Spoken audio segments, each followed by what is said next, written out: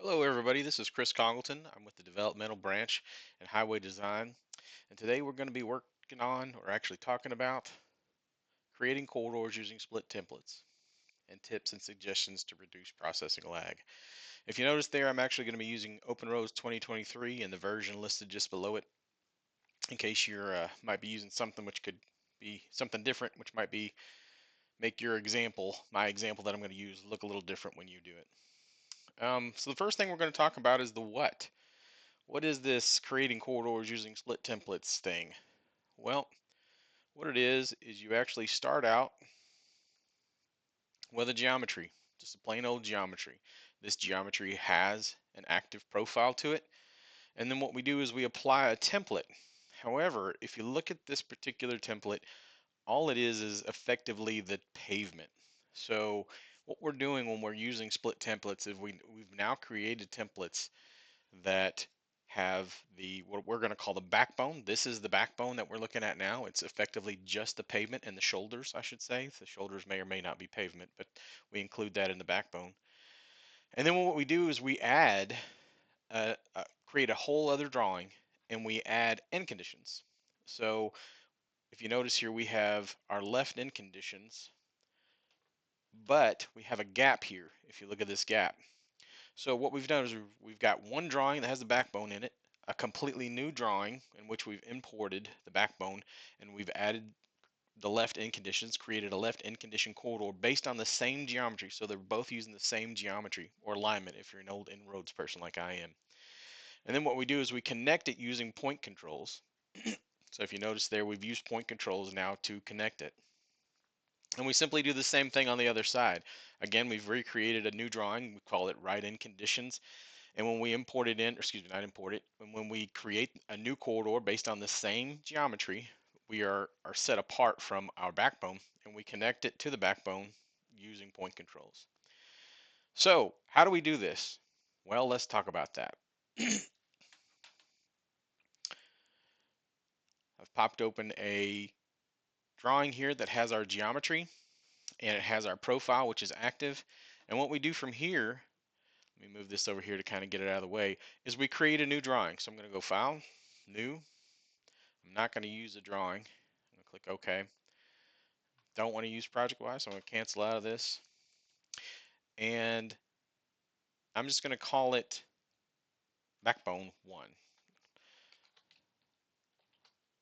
Or Backbone, excuse me. Now, if you notice up here, I've called it Backbone 1.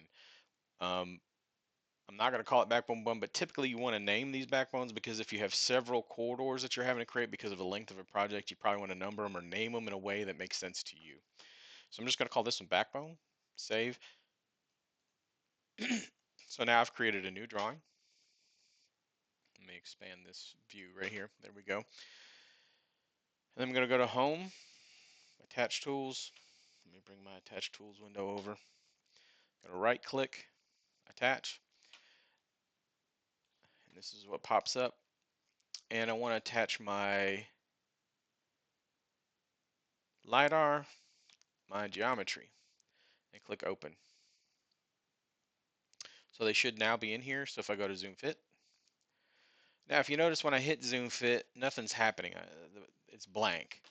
That's because I'm actually asking it to look for rasters. I don't have any rasters in this drawing. So if you come up here and you change it to reference, something that we've referenced, and we click it again, all of a sudden we have our what we've pulled in as a reference zoom into it and to extents. So what I'm going to do now is I'm just out of habit. I don't necessarily need to do it for this one because I don't have anything looking for the ground on this, but I'm going to do it out of habit. I'm actually going to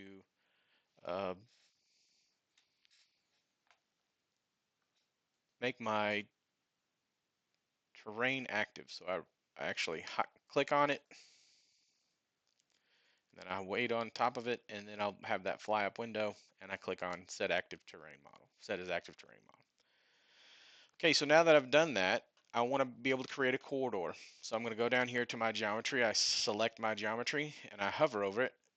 Well, apparently it's not going to work for me this time.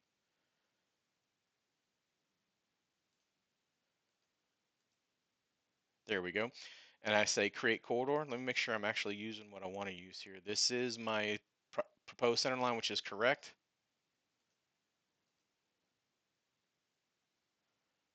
Come off, go back over top of it. All right, I seem to have some trouble here. Okay, so what we can do is we can just go up here to corridors and do new corridor. So select new corridor from here and then select our geometry, and it says locate profile or reset for active profile. Reset just simply means right click, so I'm going to right click. And yes, that's the corridor name I want to call it for right now. No, it's not what I want to call it. Let's call it backbone. So we can differentiate it from the other corridors we're going to create off of this geometry. So I'm going to call it backbone this time. And here's our corridor. First thing I need to do though is I need to open my templates. And let's take a look at these new, we've actually got new templates. So I'm going to open our templates. And this is project-wise, I want to cancel out of that. And let's look at our templates. This is the templates that you'd be pulling from. It'll be on your C drive in the standards. And if you look here, we have our example templates. That's all of the old templates that we used to have, but now we have another one that says example template split corridor. So if we look at that, we have all these that are labeled at the end backbone. So again, those are just pavements and shoulders for all of those, for the exact same templates that we had before, our example templates. But you also see two folders here, left end condition and right end condition, and they're the same templates except that they're left and right. So if we look at this first one, it's actually a tree template. And we've put that one in there to kind of use as a tool. We can run this template down our corridor and use it as a, well, kind of a first glance of what we want to use on our corridor. It will select, flat bottom ditch, V-ditch, fill. All these are actually on this branch template that we've got here, and it will allow you to kind of go, okay, well here we might want to use, it'll select for you, a flat bottom ditch, and then you can go back and replace it with one of these. So if you look here, we've got flat bottom ditch, we've got it from 2 to 1 to 4 to 1, then we've got fill from 2 to 1 to 4 to 1, and of course a V-ditch. So all these are still in there. Uh-oh, what happened here? Escape. At any rate, let's close this out. I wanted to show you these templates, and I'll explain to you later a little bit more about them. But what you can do is, again, we're actually using this template for the first one. I'm actually not going to do the other templates, but what it'll do is it'll go down and it'll kind of show you all the values that you may want to use down your corridor, and you can come back and change it as you see fit. So I'm going to close this out, and I'm going to select my corridor again. I'm going to go to modify because and we're going to add a template drop. So we've got our templates here. I want to do start and finish, or lock to start and lock to end, excuse me.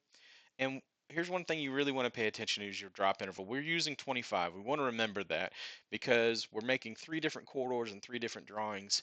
If we actually change that drop interval between our corridors, you'll have breaks. So if we have, say, every 3 feet for one corridor and every 5 feet for another, the points where it's actually dropping a template, it draws linear lines in between those drops. So what happens is holes start appearing, and it's you can always come back and change it, of course, but I suggest you start with using the same drop interval for all of them, or a division therein. So if this one's 25, if we want to do the left and the right end conditions to get more detail, when we use 5, it's divisible by 25. It's going to work out a lot better than if you actually use something like 3 or 1, something that's not 25 is not divisible by. So let's go in and check out our templates again. We're going to be using our Kentucky templates and our split corridor. And on this one, I want to use a 2-lane roll backbone. So if you look at this again, there is no end conditions. It's just the shoulders and the pavement. So we're going to use that as our backbone. So I'm going to click OK. And since we already have everything, whoops, yeah, everything is already set up. I'm just going to go ahead and run through all the selections we've already made, and it should place our backbone there. All right, I did this through the bucket so I can close that, and there's our backbone right there. So now we have a backbone. So from here, we enjoy having this backbone. One of the things I'm going to recommend, I'm not going to show you how to do it. I'm going to assume everybody already knows how to create a super, but I would highly suggest you create your super for your backbone now, because the super is dependent upon your edge of pavement, and because of that, you want to go ahead and set up your super. You can do it later. Not saying it's not possible to do it later, but to usurp some issues that might come up, just go ahead and apply your super now. I'm not going to show you how to do that. I've already actually got a file where I've applied the super just to save some time. So I'm going to go ahead and go to that file, which is backbone 1 here. And you can see I've already applied my super, and it's working here. I've got it's showing in the turn. We've got our super, and if you notice that our shoulders here are actually, it's lining up with our backbone on the pavement here, and then it's also sloping off in the high side. So we are actually getting ready to send out a new policy regarding our in condition policy, the way we want our in conditions to work. And these new templates should work with that new policy. So that being said, you shouldn't have to worry about the new in condition policy that's getting ready to come out with these new templates. So now that we've got this, I'm going to go ahead and close this down. We see our super is working. I'm actually going to go and start a new drawing, because we're going to create our left in condition. So I'm going to go File, New, no wizard again, click OK. I'm going to cancel because we don't want to save it project-wise, and I'm going to call this one left in conditions, or left underscore EC. I'm going to call it 1 to kind of go along with my backbone 1 naming paradigm. So I'm going to go ahead and click Open.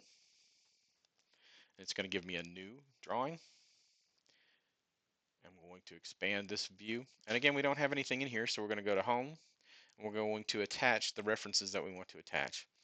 So I want to attach, first and foremost, I want to attach my LiDAR or my terrain. I want to attach my geometry, and I want to attach backbone 1. So I'm going to click Open. I'm going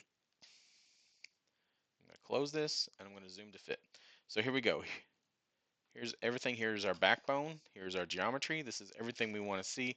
So now what we can do is we're going to create a new corridor. We've created a completely new drawing, and we're going to create a new corridor using, let's make sure, so we are on proposed center line. We're going to go over here and create corridor, and we have an active profile there. I'm going to right click to accept the active profile. This time I want to call it left underscore EC1 so we don't get our corridors confused. And I'm going to hit enter.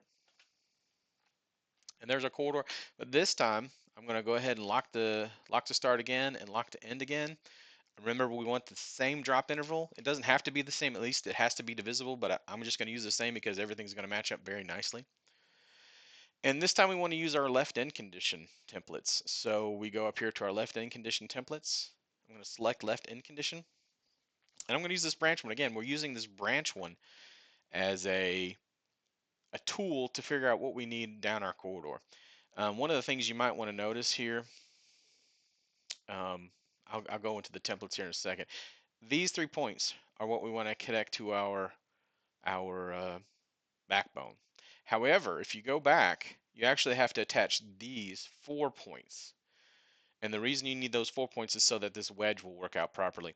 So something just to remember, that when you go back and if you decide to change your template to a specific template, flat bottom, ditch, fill, or V-ditch, you need to actually connect 4 points. In this example, we're only attaching 3, 1, 2, and 3. So I'm going to click OK. And I'm going to go ahead and follow through, just reassuring or verifying, I guess, re-verifying all the selections I've made. 25 for our drop interval is good. And we are not showing anything there. Why is that?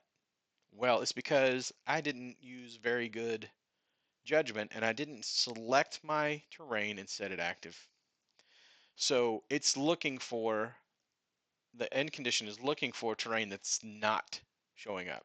So I set it to active, but it's still not showing up. Okay, all we have to do is reprocess the corridor. So I can select the corridor, hover over it, and I go over here and process the corridor. And there we go. Our in conditions actually show up, and they're actually attaching to the terrain the way we want them to. So, but we still have this gap here, like I mentioned in the beginning of our video. We have this gap here. We need to connect the gap. First thing I want to do is let's go back into our terrain and let's look at these templates again. Excuse me, go into our terrain. Our templates, excuse me. We want to go back into our templates. And these are our example templates. If you still want to use the single templates, you can. Uh, we're just showing a new paradigm that seems to be working for a lot of consultants and designers. But let's go back into our left end conditions. And again, if we zoom in here, we want to remember this. This is left outer shoulder. This is left outer edge of pavement, and then left outer edge of pavement sub. So that's on our left end condition. So left outer shoulder, left outer EP, and left outer EP sub. Now, what we're attaching to, remember, is our backbone. So we need to have the adjoining points that we're joining to on our 2-lane rural. So in that case, what we're attached to is these 3 points right here. So left shoulder instead of left outer shoulder, left EP, and left EP sub. So it's the same thing except it doesn't have outer in them, basic OT. So we're going to go ahead and click close, and we're going to remember those. But the thing is, though, is if you have trouble remembering stuff like I do at my memory, I'm memory challenged. You can actually use pictures. You can actually clip those pictures using this tool. It's called the snipping tool, and you can set it to rectangle, and you can snip little pictures, save them to your file, and you can pull them up and look at them. I'm not going to do that because it takes quite a bit of time, and this is a video that we want to keep kind of shorter. But the thing is that what we need to do now is actually connect these point controls. So I'm going to select that grip, and I want to go over here to corridor creation tools, or the hammer, and then I go down to what's called this. So I use hammer in the bucket. I don't use the official names, but this is corridor objects. I call it the bucket if you hear me calling it the bucket. And we want to go to point controls, and we want to add a point control. So first thing we want to do is we're going to lock to start, lock to end, and this one we're going to remember we want to start out with, I want to start out with a shoulder. So left outer shoulder. So I'm going to change this name to shoulder. And then we actually use the same point here because we're actually using the left end condition point. So left outer shoulder is the point we're actually wanting to connect. And then we're going to want it to connect both horizontally and vertically. So we actually want to use both here. And then we're going to use corridor feature, not a linear geometry. We're not trying to attach this to a linear geometry. We're not trying to attach to a feature definition. We're actually going to attach to another corridor, our backbone 1 corridor. So it's a corridor feature. And then we're going to select that corridor, which is backbone 1. So now for us to select our reference feature, we actually have to just, kind of keep going through our selections. So we're going through our end conditions, the name of the point, which point we're using, the corridor feature, and the fact that we're using both. And then we go down here to backbone. We can go ahead and click through that. And then once it says locate reference feature, we can actually select it. And remember, we're actually using left shoulder in association with left outer shoulder. And then we go ahead and select our priority. That's all good. Our horizontal offsets are good, and our vertical offsets are good. And then what it'll do, if we look over here, it's actually connected it. But we still have to do our other 3 points so that our end conditions will follow our new end condition policy. So we have to do our other 2 points. So our left outer EP and our left outer EP sub. So let's go ahead and add another point control. These are already selected. This time we're going to do left outer EP, and we're going to use the same point, left outer EP. Both again, that's corridor feature, correct. Our corridor is going to be backbone. I'm going to select through until we get to our reference feature. And then we're going to select our reference feature, which in this case is going to be left EP. Not right EP, left EP. There it is right there. And then we keep going through. And bang, we've got that one. And our third one, we actually have a third one. So this one is going to be left EP sub. Not sup, sub. So we come select left EP sub here.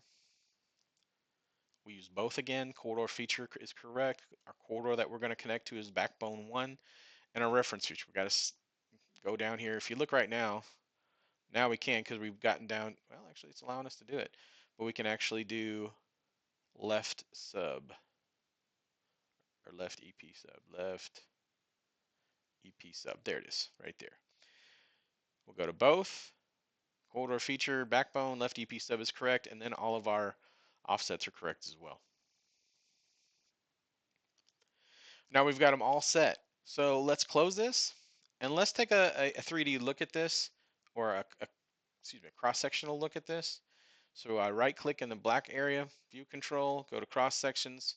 Yes, I want to be able to look at a dynamic cross section. And I'm going to grab this grip because it's saying locate corridor. So I'm going to grab that grip and then I'm going to click on the view that we want to look at it in, which is this one. Back this up just a tad. And the fact that we have these pink squares in here and a blue square here, that's our pivot point, and these are the things that are actually moving around the pivot. I'm going to actually set this up to center on current offsets because that'll prevent this from moving. And then a nice neat feature I use so that I don't have to just keep clicking this arrow here is I do inside of our second view, inside of our cross-sectional view. If you right click and go to locate station via data point, and then you click in your plan view, you can actually pick a point. So I'm going to pick it here in the turn because that's where our biggest is. And look, everything is showing up just fine. Everything is actually, if you look here, our little end condition is actually following the policy, which is lining up with our shoulder here, which is exactly the way we want it to happen. So if you wanted to do the other side, it's the same as the left side. You would use the right template instead of the left. So that being said,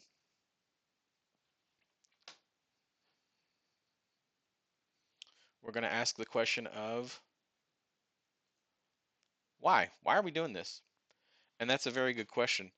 Um, Here's a couple of reasons. So it increases modeling capacity. What does that mean? So if you've got a section of road, right, and if you used a single template, especially like a super template, which it tries to account for everything. If you're using both end conditions, it's a super template. It's got the backbone and everything is attached.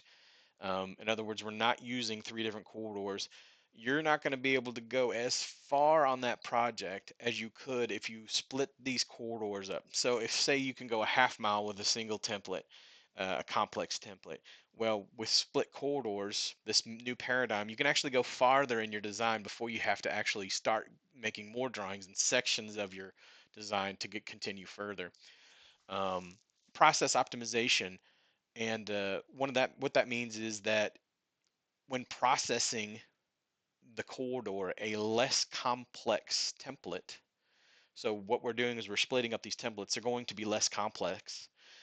Specifically, if you go to, not the branch corridor, but you start adding in separate templates along your corridor that are single templates that you've created, or you use our templates. What's going to happen is those templates are much less complex. They don't take as much time to process because they're simpler, and it's only going to be processing that left or right end condition or that backbone, depending on which drawing you're in. So you're going to be able to your processing lag is going to be much less per length of project, if that makes sense. Now, of course, that has to come with a caveat of hardware. I mean, if you're on an old, let's say 2010 laptop, you're not going to be able to process as much as if you're on a 2026, $15,000 laptop or tower. That's obviously hardware dependent. But the thing is that you can actually go farther with processing these individual corridors rather than them all together.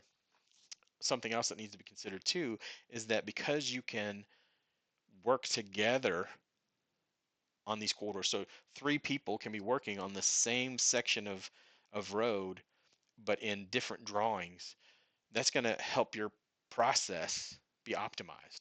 So you're going to be able to get more work done per length of project in a shorter amount of time because you can have three people working on it at the same time. A caveat to that, though, I wouldn't call it a con, but certainly a caveat, is that you're going to have to communicate. Those three people are going to have to know what the big picture is, and they're going to have to be working towards the same goal. So communication is key in that. Another reason that we're suggesting this is a reduced complexity of your template leads to an ease of corrections. So a lot of what we're seeing these days is people are making these super single corridors, which are they're designed and built. They're very complex, and they're meant to try to accommodate any condition that they meet. So they'll do cuts, they'll do V ditch, they'll even sometimes we've seen them where they'll actually even add in uh, Well, I'm not going to get into that. But the thing is we've seen some very complex templates that are handed to us because we've changed a schema change in ORD or even in inroads, and they're going, well, it doesn't work anymore. And they say, what do we need to do to fix it? And the amount of time it's going to take to fix is going to be so much time because it's so complex, and trying to find the problem is so difficult that it's more simple to just start over with another template. Now, that's not to say that's the wrong way to do it, but it's a different way to do it. Whereas this, typically, if you have a simpler, a single template that's an end condition or a backbone, it's going to be easier to find any issues you're having with that template, generally speaking. So that's another reason that this is probably going to be better than a single template design. Again, obviously, you're probably going to have less template problems. With less complexity, you're usually not going to run into so many template problems because it's easier to work out. You're not trying to think of every instance or everything you're going to meet. So these simpler templates, what you do is if you meet something that's complex, well, you use a template that works for that, or you build one that works for that specific problem that or challenge that you're meeting in your design. Okay, so those are the reasons why. Some takeaways you might want to have for this video is the methods used are a way, not the way. You're the designer. You do what you think is the right thing to do. We're not telling you you have to do this. We're just saying this is another tool in the box that you may want to use to help you in your design. Um, it, we're not. This is not a you shall. This is a hey. You might like this. If you want to continue using single templates, use single templates. It's your game. Anyway, also, obviously, like I mentioned before, creating multiple templates allows for multiple designers to work simultaneously on a project in the same section of road. That is a benefit, at least for time. Also, like I mentioned before, template issues become easier to identify and correct. This can also reduce processing by up to a third or more because we're using less complicated parts for any given corridor. That's the left end condition, the right end condition, and the backbone. Whereas if you have a left end condition that's complex, a right end condition that's complex, or even a core, sometimes the backbones can get very complex as well. You're going to have lots and lots of processing lag because every time there's a change made, it's going to process. And the longer your corridor is, the more time it's going to take to process that through. So when you split up these corridors, that processing becomes shorter. Again, process optimization, your corridor modeling length can increase because as your processing lag is not going to be as much per length of project because you're using less template, less complexity. And like I mentioned before, just don't forget that processing lag is hardware dependent. So, somebody on a Ferrari computer is going to have less processing lag than somebody who's using a Yugo. If anybody remembers what a Yugo is, I'm pretty old. It was an old car in the 80s that was a pretty bad car and it had a lot of problems. So if you're using an old car that already had a lot of problems, you're still going to have a lot of problems, even though you might be, but you'll probably still have less than if you use a single template that's complex. Okay. If you have any questions, please don't hesitate to call us at KYTC CAT, not call us, excuse me, contact us at KYTC CAT support. And when you if you type in KYTC CAT support in your search engine, you should come up with this page and you can click on this CAD support request form. It will pop up this form. I can't emphasize enough, please enter your name and your email. We've had people that have had some problems and we can't contact them because we didn't get their information to contact them with. Um, Sometimes that's actually a problem with the form itself, but we should have worked out all those bugs. But when we're still, every now and then we'll still get somebody who just doesn't put their email in. So please make sure you do that. Also, please, mark one of these areas of issues because it can help us get it to the person who's probably going to be able to get the answer for you quicker. Sometimes, I'm going to help you with something I don't know a whole lot about, or somebody else is going to help you with something they don't know a whole lot about because the other person is either busy or not there. But the thing is, though, is this can honestly help save you some time in the backside. So please don't hesitate to use these utilities for us. I hope you liked what we talked about today, and I hope you get the chance to use it. I do think it's a benefit to anybody who's trying it out. And with that, I'm going to say thank you for attending, and we hope to see you next time. Thanks again.